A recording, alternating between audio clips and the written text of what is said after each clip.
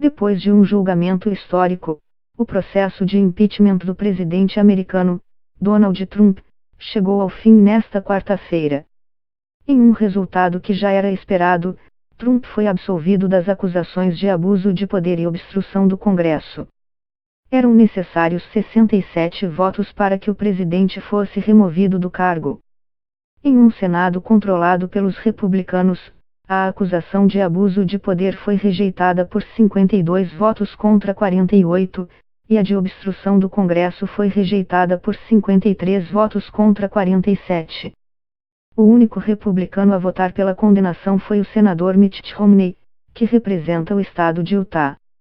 O presidente havia sofrido impeachment na Câmara, acusado de ter pressionado o governo ucraniano a investigar o ex-vice-presidente Joe Biden, que é um dos pré-candidatos democratas à presidência e possível rival de Trump na eleição de novembro, e seu filho, Hunter Biden, e de ter tentado atrapalhar a apuração do caso. Segundo especialistas, é provável que ambos os lados usem o resultado para reforçar sua narrativa e mobilizar seus apoiadores, mas isso não deve mudar a opinião de muitos eleitores. Traugott ressalta que há profundas diferenças na maneira como os membros de cada partido encaram o episódio. Enquanto os democratas veem como uma crise constitucional, os republicanos dizem que o presidente esteve sob ataque dos democratas desde que foi eleito e que esta é apenas a manifestação mais recente disso, afirma. Para o cientista político Hans Noel, da Universidade de Georgetown, em Washington, o resultado não deve mudar a opinião da maioria dos eleitores, mas se encaixa muito bem tanto na linha de ataque dos democratas quanto na estratégia de campanha de Trump. De acordo com Noel, a narrativa dos democratas seria a de que Trump sofreu impeachment pela Câmara, mas mesmo assim os republicanos não fizeram nada para removê-lo da Casa Branca, mesmo diante de evidências.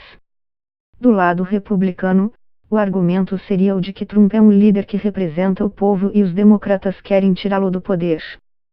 Segundo o cientista político Todd Belt, professor da George Washington University, em Washington, o fato de Romney ter votado contra Trump poderia levar a um pequeno enfraquecimento do apoio que o presidente tem no Partido Republicano. Mas Belt ressalta que o resultado chega em um momento em que Trump vê aumento de sua aprovação, que chegou a 49% segundo pesquisa Gallup, a mais alta desde o início de seu governo. Enquanto isso, os democratas enfrentam uma acirrada disputa interna. A decisão do Senado ocorre na mesma semana em que o partido iniciou sua rodada de primárias para definir quem será o candidato a enfrentar Trump na eleição geral. A primeira votação, realizada na segunda-feira, no estado de Iowa, acabou em fiasco em meio a problemas tecnológicos na apuração dos votos. Até o fechamento desta reportagem, ainda não havia resultado oficial sobre o vencedor. Pete Buttigieg, ex-prefeito de South Bend, no estado de Indiana, tinha 26,9% dos votos. Em segundo lugar aparecia Bernie Sanders, senador pelo estado de Vermont, com 25,2%. Com 11 candidatos ainda na disputa, o Partido Democrata enfrenta uma profunda divisão interna sobre qual o nome com mais chances de derrotar Trump em novembro. A ala mais moderada da legenda insiste em um candidato centrista, como o ex-vice-presidente Joe Biden. Mas outros afirmam que a melhor maneira de vencer a eleição é com uma guinada mais à esquerda, com um candidato como Sanders, que se define como socialista, ou como a senadora Elizabeth Warren. Dada a intensidade da oposição a Trump, por parte dos democratas, vão se unir em torno do escolhido. Mas quanto mais longas as primárias, mais difícil para um candidato mudar o foco e se concentrar em derrotar Trump, depois de ter focado em derrotar os adversários no mesmo partido, observa Vavro. Enquanto os democratas brigam entre si sobre o futuro do partido e o melhor nome para enfrentar Trump, o presidente proferiu o seu discurso sobre o Estado da União, na noite de terça-feira, já em clima de reeleição, sabendo que não corria o risco de ser condenado no processo de impeachment. No pronunciamento anual em sessão conjunta do Congresso na Câmara dos Representantes, equivalente à Câmara dos Deputados Federais, e com transmissão ao vivo pelas redes de TV, Trump não mencionou o impeachment e ressaltou as conquistas de seu governo. O discurso de 78 minutos, na véspera da votação do Senado, ressaltou o clima de divisão. Enquanto republicanos aplaudiam e gritavam mais 4 anos, os democratas permaneceram sentados.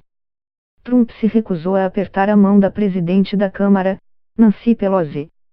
Ao final do pronunciamento, ela rasgou sua cópia do discurso diante das câmeras ao final do pronunciamento. Entre outros temas, Trump ressaltou o bom desempenho da economia do país e alertou para os riscos do socialismo, em referência a propostas de pré-candidatos democratas de um sistema de saúde universal. Em geral, o presidente que busca a reeleição costuma ser reeleito, especialmente quando a economia está bem, ressalta Noel. O simples fato de que a disputa parece acirrada, entre Trump e um candidato democrata, é incomum. Se houver uma recessão, muda o cenário, mas a economia tem se mostrado muito resiliente, ressalta Vavro. A economia é a principal questão. O impeachment será notícia velha a partir de amanhã.